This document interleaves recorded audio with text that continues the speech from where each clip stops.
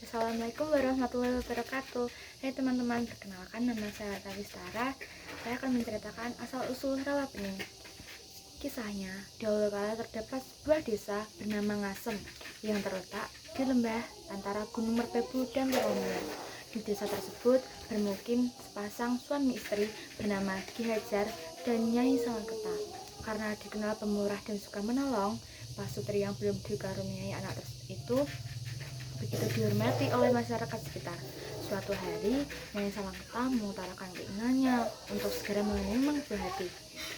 Demi mewujudkan keinginannya, Ki Hajar pun betapa ke lereng Gunung Telomoyo hingga berbulan-bulan. Nyai Salangketa pun mengkhawatirkan keadaan suaminya yang betapa sampai tak kunjung pulang. Secara ajaib, Nyai Salangketa pun mengandung di rumah sendirian. Namun saat melahirkan, betapa terkejutnya dia karena yang lahir dari perutnya adalah seekor naga. Anak itu diberi nama Baru Kelinting yang diambil dari nama tombak milik suaminya. Kata Baru berasal dari kata Bra yang artinya keturunan Brahma, yaitu seorang resi yang kedudukannya lebih tinggi dari pendeta. Sementara kata Kelinting berarti lonceng. Meski berwujud naga, Baru Kelinting dapat berbicara seperti manusia. Merasa malu telah melahirkan seorang naga, Nyai Salangketa merawat Baru Kelinting dengan sembunyi-sembunyi. Dia pun berencana kelak akan membawa Baru Kelinting ke Bukit Tugur agar jauh dari warga. Beranjak dewasa, Baru Kelinting pun menanyakan perihal ayahnya.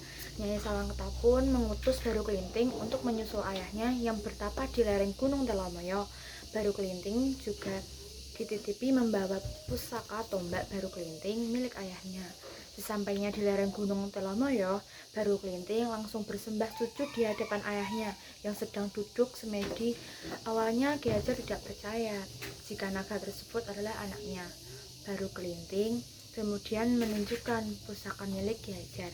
Baiklah, aku percaya jika pusaka Baru Kelinting itu adalah milikku, tapi bukti itu belum cukup bagiku. Jika kamu memang benar-benar anakku, coba kamu lingkari Gunung Telomoyo ini, ujar Ki Hajar.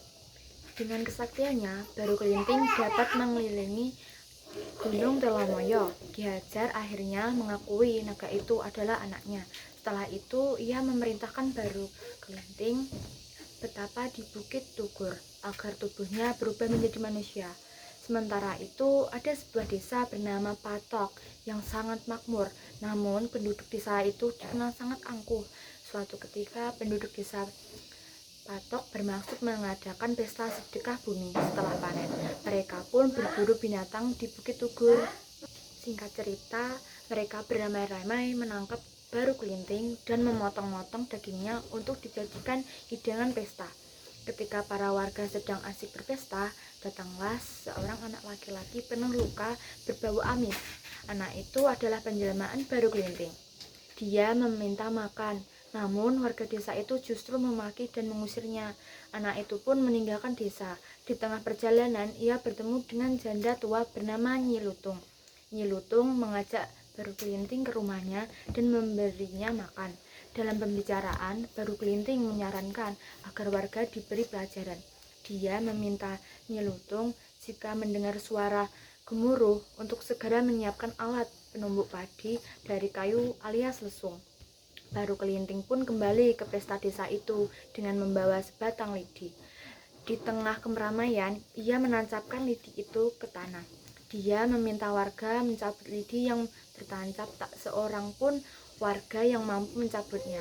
Dengan kesaktiannya, Baru Kelinting bisa mencabut lidi itu dengan mudah.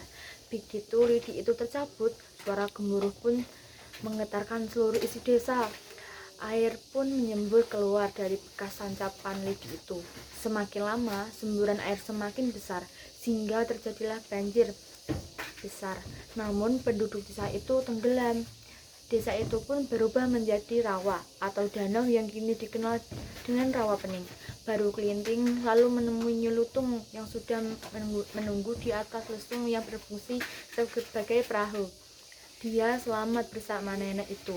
Baru Kelinting lalu kembali menjadi naga untuk menjaga Rawapening.